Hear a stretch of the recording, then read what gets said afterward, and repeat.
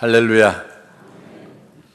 하나님께서 오늘 말씀을 통해서 우리에게 큰 깨달음을 주실 줄로 믿습니다.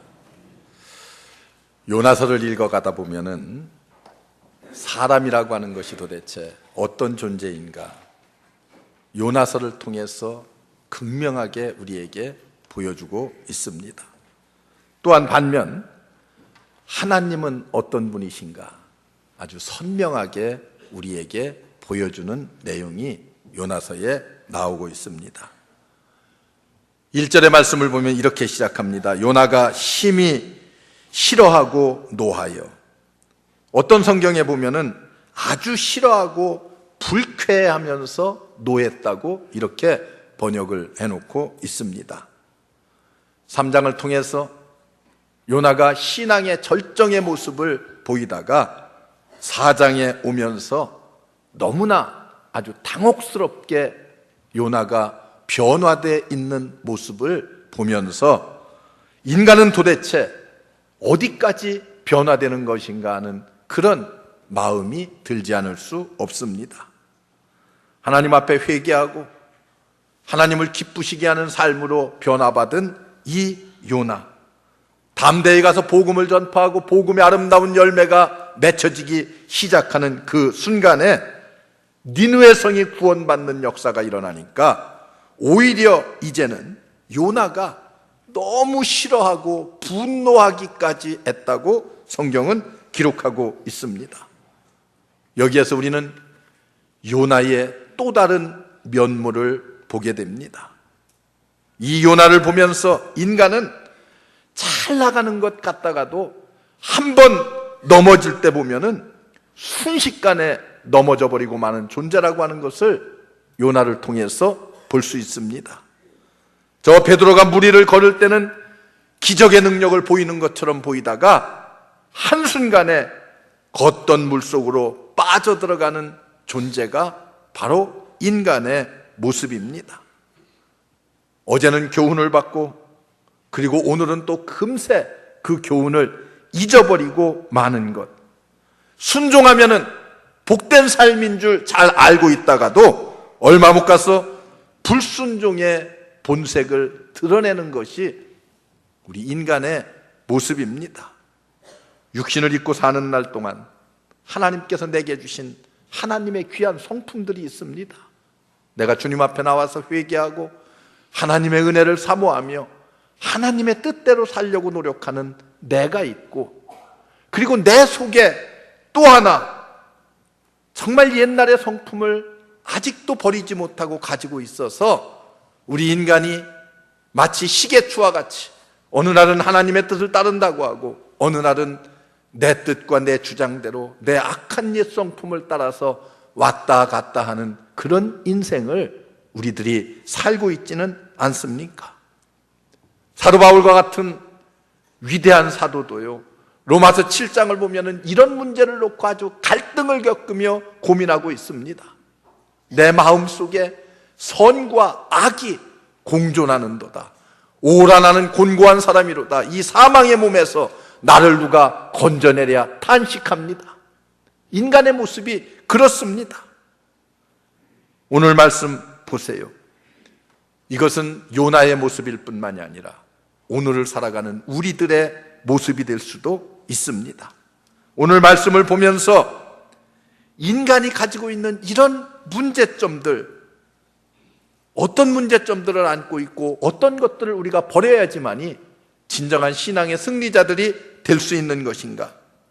요나가 버려야 될 것을 완벽하게 버리지 못했기 때문에 오늘 이런 결과의 악순환을 계속하고 있습니다. 버려야 될 것이 무엇입니까? 우리가 신앙생활에서 다 없애버려야 될 것들이 무엇입니까? 그 하나는 바로 잘못된 편견입니다. 인간은 참 편견이 많습니다. 2절 말씀을 보면 요나가 여호와께 기도하여 가로되 여호와여 내가 고국에 있을 때 이러하겠다고 말씀하지 아니하였나이까? 그러므로 내가 빨리 다시스로 도망하여 싸우니 주께서는 은혜로우시며 자비로우시며 노하기를 더디하시며 인애가 크시사 뜻을 돌이켜 재앙을 내리지 아니하시는 하나님이신 줄을 알았음이니이다. 이렇게 말합니다. 요나의 기도라고 성경은 말해요. 그런데 이 요나의 기도를 가만히 한번 보세요. 이게 기도입니까? 아니면 하나님 앞에 시비를 걸고 있습니까? 하나님은 은혜로우시고 자비로우시고 노하기를 더디하시고 인애가 크신 그런 하나님이신데, 그런데 여기에 보면은 니느웨 백성을 용서하시는 하나님, 그 하나님을 내가 잘 알고 있습니다. 하나님은 용서의 하나님, 인애의 하나님, 자비의 하나님, 그 하나님을 내가 잘 알고 있습니다. 그러나 니느웨 백성이 구원받고 축복받아 살 길을 얻는 것은 내가 더 이상 보고 있을 수가 없습니다. 이런 편견을 가지고 있어요. 하나님은 니느웨 백성을 용서하시는 하나님이신 줄 내가 알고는 있지만은 내 눈 뜨고 그것은 볼 수가 없습니다. 이게 요나의 편견입니다. 이 편견이, 사람은요 누구나 다 그런 편견을 가지고 있다가 어느 순간 뭔가 접촉점이 생기면은 어때요? 그것이 폭발합니다. 우리는 이런 편견을 빨리 버려야 됩니다. 복음서를 읽다 보면은 나다나엘과 같은 사람이 있어요. 예수님에 대한 복음을, 메시아에 대한 소식을 듣고서 나다나엘이 이렇게 말합니다. 나사렛 같은 동네에서 무슨 선한 사람이 나올 수가 있겠느냐? 나사렛과 같은 촌동네에서 무슨 메시아가 나온다고 호들갑을 떠느냐? 그런 편견을 가지고 있습니다. 사람에게 평소에는요 자기 마음을 잘 관리하는 것 같아요. 잘 다스리는 것 같습니다. 그러다가도 무언가 좀 부딪히고 기분이 좀 나빠지면은 그 편견들이 치밀어 올라오는 모습들을 아마 여러분도 많이 자신의 삶을 통해서도 경험했을 거예요. 바리새인들은 어땠습니까?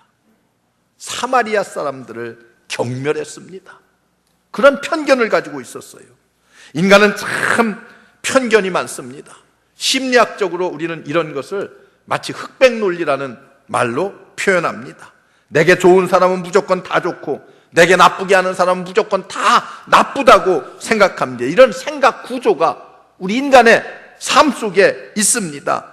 네가 내 편이냐 네 편이냐, 내게 조금 서운한 사람은 다 나쁜 사람입니다. 여러분에게 조금 서운하게 하는 사람도요 좋은 사람이 얼마든지 있을 수 있습니다. 내게는 어떻게 보면은 원수 같은 사람이라 할지라도 그 사람이 좋은 사람이 될 수 있습니다. 왜 그래요? 우리의 시선은 언제나 내 기준에다 맞춥니다. 내 시선에다, 내 가치관에다 맞춰져 있기 때문에 내 잘못된 편견이 있으면은 바로 그 편견에 따라서 모든 것을 판단할 때가 얼마나 많은지 모릅니다. 하나님께서 어떻게 보시느냐가 중요합니다. 이런 편견을 버리지 못하면은 우리는 요나와 같은 악순환을 계속할 수밖에 없습니다. 구약 성경에 다윗이라고 하는 위대한 성군이 있습니다. 다윗은 실수도 많고 허물도 많고 여러 가지 부족한 점이 많은 사람이었어요. 그런데 하나님의 극진한 사랑을 받습니다. 하나님께서 이 다윗을 왜 이렇게 사랑했을까? 그런데 다윗은요 한 번도 편견을 가져본 적이 없습니다. 자기를 미워하고 죽이려고 하는 사울을 한 번도 미워하지 않았어요. 사울의 아들 요나단을 친구와 같이 지냈습니다. 요나단의 아들 무비보셋을 자기 찾아서 자기 밥상에 데려다 놓고 식탁을 같이 하면서 그에게 사랑을 베풀었습니다. 그는 아들이 반란을 일으켜서 맨발로 도망을 가다가 시므이라고 하는 건달이 조롱을 했을 적에도 군대 장관이 가서 저놈의 목을 내가 단칼에 베겠다고 하는 그런 요청에도 내버려 두어라. 아들마저도 나를 배반하는 마당에 백성들이 나를 조롱하는 것이야 당연하지 않겠느냐. 여러분, 다윗은 이렇게 편견을 갖지 않았어요. 다른 말로 말하면 마음이 넓었습니다. 아주 넓은 마음을 가지고 열어놓는, 그래서 하나님의 사랑을 받는 사람 가운데 하나였어요. 저 구약 성경에 있는 요셉이라고 하는 인물을 보세요. 형들이 자기한테 얼마나 못쓸 짓을 많이 했습니까? 그런데 나중에 입장이 바뀌었습니다. 요셉의 발 아래 형들이 무릎을 꿇었습니다. 그때 요셉이 뭐라고 말합니까? 형님들 염려하지 마십시오. 하나님께서 형님들을 통해서 내게 선대하셨나이다. 그렇게 말하면서 형들에게 악한 편견을 갖지 않았습니다. 그래서 요셉은 자기가 섬기는 그 유다를 통해서 예수 그리스도의 육신의 족보가 이어지도록 하나님께서 그를 평가하시고 그를 축복해 주셨던 사실을 성경에서 볼 수가 있습니다. 그런데 오늘 요나를 보세요. 편견이 심합니다. 어떤 편견을 가지고 있어요? 니느웨라고 하면은 무조건 싫습니다. 이유가 없어요. 그냥 싫은 거예요. 사람들은 자기가 싫으면은 싫은 사람은 무조건 다 나쁜 사람입니다. 그런데 이 시대에 우리들도 이런 편견에 빠지기 쉬운 사람들 가운데 하나입니다. 저와 여러분들이 얼마나 많은 편견들을 가지고 있습니까? 우리나라도요, 보면은 이 좁은 땅덩어리에서요, 편견들이 많아요. 특별히 선거를 치르고 나누면은 편이 다 갈려요. 그래서 저 짝을 찍은 사람들은 다 나쁜 사람, 뭐 이 짝을 찍은 사람은 어떤 사람. 그래서 하나님 앞에서도 우리는 어떻게 해요? 개미 쳇바퀴 돌듯이 또다시 불의한 삶, 또다시 하나님의 뜻을 딴다고 따른다고 하는 그런 삶, 왔다 갔다 하는 삶을 우리가 살고 있습니다. 편견이 강하면 결코 우리는 하나님의 축복을 받을 수가 없습니다. 가족에게 편견을 버려야 돼요. 다른 민족에게도 편견을 버려야 돼요. 성도와 성도 간에도 편견을 버려야 됩니다. 하나님께서 모든 사람을 창조하셔서 자기 형상대로 만드셨습니다. 모두가 똑같은 존재들로 만드셨습니다. 그런데 성공한 사람들의 모든 분들을 보면 다 편견을 버린 사람들입니다. 편견을 버리면 진정한 자유와 해방이 우리에게 찾아오고 하나님의 축복을 누구나 다 맛볼 수 있게 됩니다.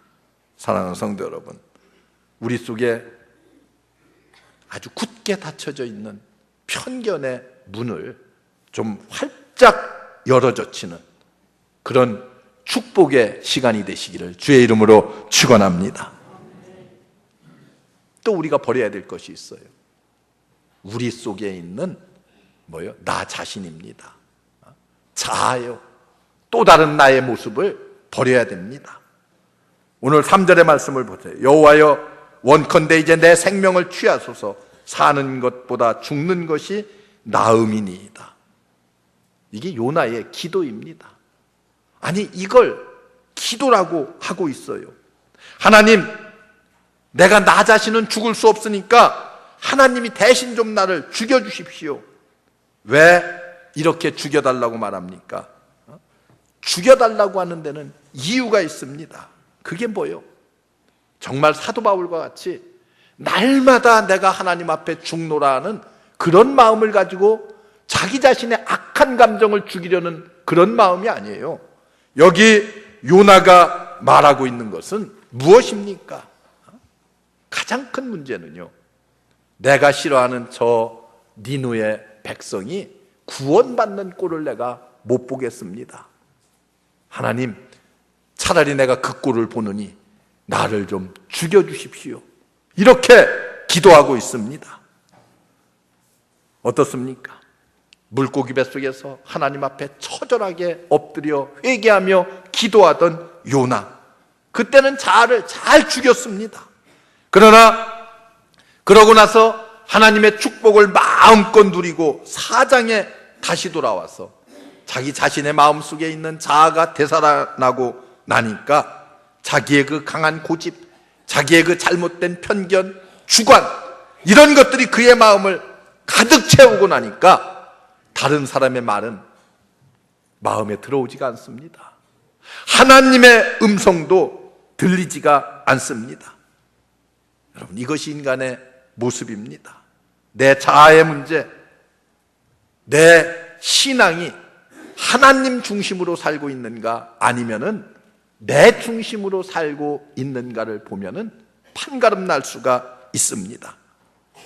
나는 지금까지 하나님 중심으로 신앙생활하며 살아왔다고 고백하면서도 얼마나 과연 내 중심이 하나님 중심의 삶을 살아왔는가, 내 생각대로 내 뜻대로 신앙생활하지는 않았는가, 나 하나 죽으면 60배 100배의 아름다운 열매와 결실들을 맺을 수가 있음에도 불구하고 내가 한번 죽음으로 말미암아서 내 가정이 살 수 있고 내 이웃이 살 수 있고 내 직장이 살 수 있음에도 불구하고 사람들은 어때요?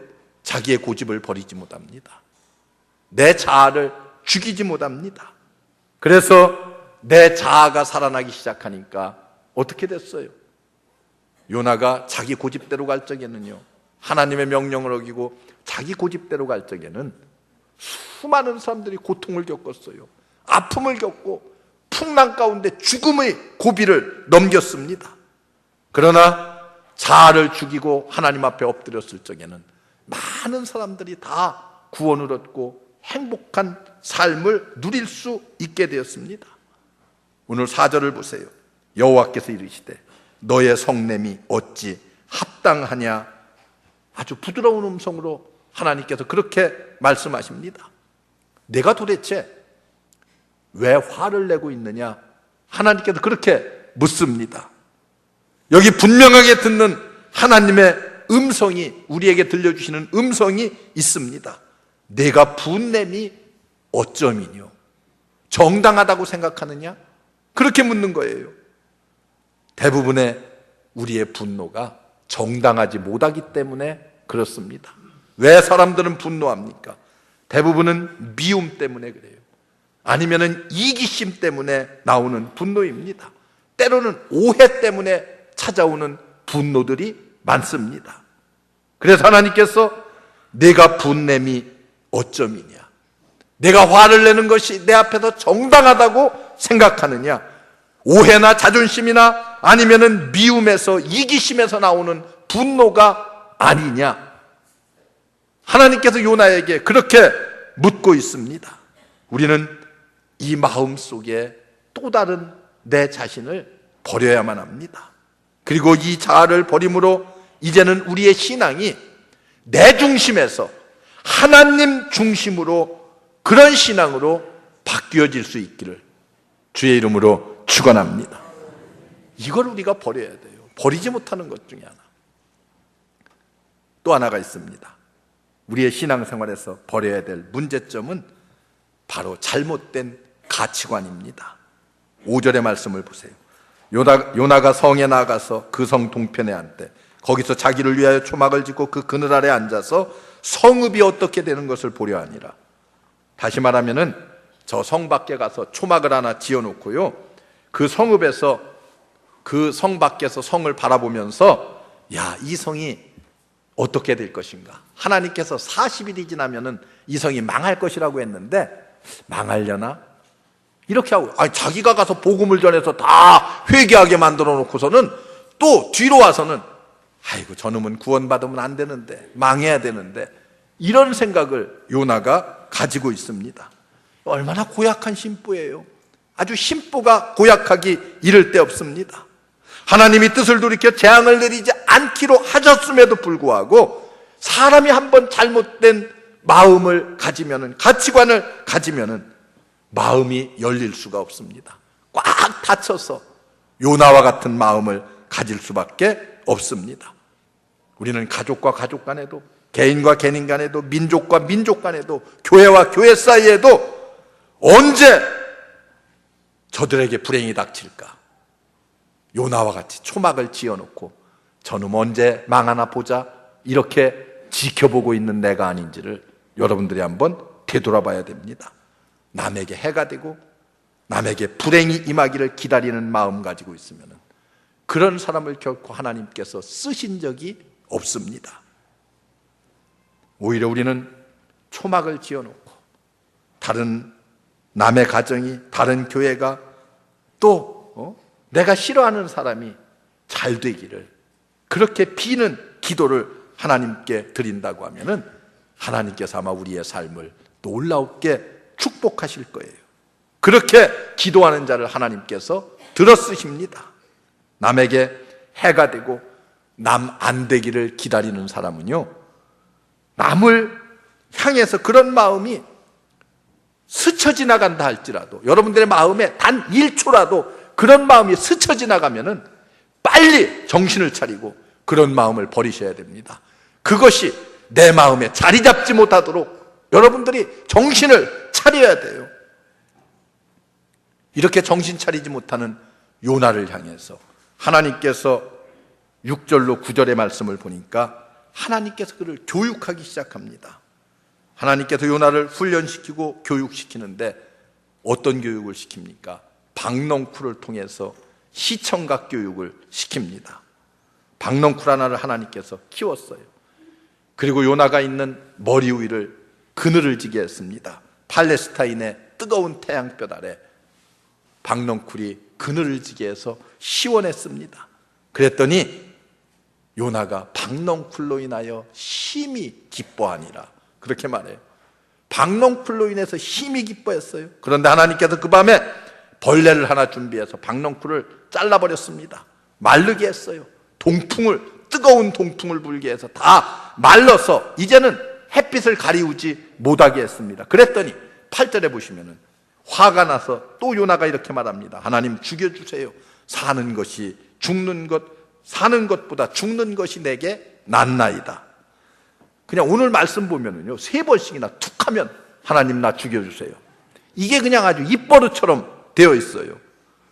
그런데 바로 그때 10절과 11절에서 요나서 전체의 가장 중요한 결론과 같은 말씀을 하나님께서 들려주고 있습니다. 여호와께서 가라사대 내가 수고도 아니하였고 배양도 아니하였고 하룻밤에 났다가 하룻밤에 망한 이 박넝쿨을 내가 아꼈다면 하물며 이 큰 성읍 니느웨에는 좌우를 분별하지 못하는 사람들이 12만 명이요 육축도 많이 있나니 내가 아끼는 것이 어찌 합당치 아니하겠느냐. 하나님의 뜨거운 마음을 보여주고 있습니다. 요나에게 무엇을 가르치려고 하고 있습니까? 너 빨리 내 마음속에 자리 잡고 있는 잘못된 가치관을 버려라, 고쳐먹으라, 그렇게 말씀하고 있습니다. 박넝쿨은 내가 그렇게 사랑했으면서 왜 12만 명이나 되는 니느웨 성의 백성들은 그렇게 내가 죽기를 원하느냐, 이렇게 하나님께서 책망하고 있습니다. 내 삶에 중요한 것이 무엇인지를 깨달으라는 거예요. 박넝쿨이 중요합니까? 아니면은 12만 명이나 되는 니느웨의 사람들의 생명이 소중합니까? 무엇이 소중해요? 그런데 요나는 박넝쿨을 인하여서는 심히 기뻐했고, 그리고 12만 명이 구원받는 것을 인하여서는 심히 분노했습니다. 이게 요나의 가치관이었어요. 우리는 종종 그럴 때가 우리에게도 있습니다. 내게 득이 되면은 조그마한 것도 아주 소중하게 생각하고, 내게 득이 되지 않으면은 다른 사람이 아무리 소중하게 생각하는 큰 것들이라 할지라도 다 소중하지 않게 생각하는 그런 요나와 같은 마음들이 여러분 우리의 마음속에 없지 않아 있습니다. 그래서 하나님께서 그렇게 말씀하십니다. 저 니느웨 성읍의 사람들은 내 형상대로 만든 살아있는 구원받을 생명이 아니더냐. 하나님께서 그렇게 말씀해요. 또 이렇게 말씀하십니다. 저 박넝쿨은 내가 본 대로 단 하루 살아있다가 다 말라 없어지는 허무한 것이 아니냐. 그러나 저 니느웨 사람들은 구원받으면 나와 함께 영원히 살 수 있는 하나님의 사람들이 아니냐. 또 하나님이 이렇게 말씀하십니다. 이 박넝쿨은 내가 물을 줘봤냐, 농사를 지었냐, 어느 순간 났다가 사라져버린 것, 공짜로 내가 얻은 것인데, 저 니느웨 백성들은 내가 창조했고 내가 사랑했고 내가 인내하고 내가 저들을 구원하려고 하는데, 너는 그 공짜로 얻은 박넝쿨 하나만도 저 영혼들을 가볍게 생각하느냐? 하나님께서 그렇게 묻습니다. 내가 나를 사랑한다고 하면서도 날 위해 내 삶을 주겠다고 하면서 내가 그런 생각을 가지고 있느냐? 하나님께서 이렇게 묻습니다. 이런 잘못된 가치관을 버리라고 말합니다. 하나님께서 사람을 가만히 보면은요, 사람의 됨됨이를 파악할 수 있는 가장 좋은 것이 있습니다. 그게 뭐냐 하면은 사람이 무엇을 보고 기뻐하느냐를 보면 그 사람의 됨됨이를 알 수가 있어요. 그리고 무엇을 보고 화를 내느냐를 보면은 그 사람의 됨됨이를 알 수가 있습니다. 화를 내는 대상이 무엇이고 기뻐하는 대상이 무엇인가를 보면은 그 사람의 인격을 가름할 수가 있습니다. 오늘 4장 1절을 보세요. 요나가 힘이 노한 것이 왜 그래? 분노의 원인이 어디에 있어요? 니느웨 사람이 구원받는 거예요. 이게 분노요. 요나의 분노. 저 사람들 잘 되는 것, 나 그 꼴 볼 수 없습니다. 그리고 요나가 기뻐한 것이 뭐예요? 그저 더운 날 박넝쿨 하나가 그늘을 만들어주니까 그것으로 인해서 아주 심히 기뻐했다고 이렇게 성경은 말하고 있습니다. 사람들은 왜 이렇게 하찮은 것에 기뻐하고 중요한 일에는 분노를 토하는 그런 삶을 살고 있습니까?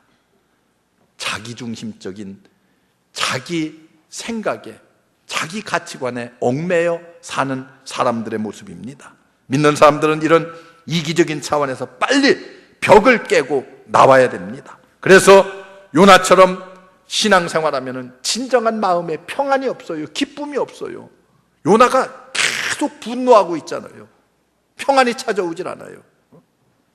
하나님의 교회에서도 교회가 시끄럽고 고통받는 대부분의 이유와 원인이 어디에 있다고 생각합니까? 요나와 같이 잘못된 가치관을 가졌기 때문에 그렇습니다.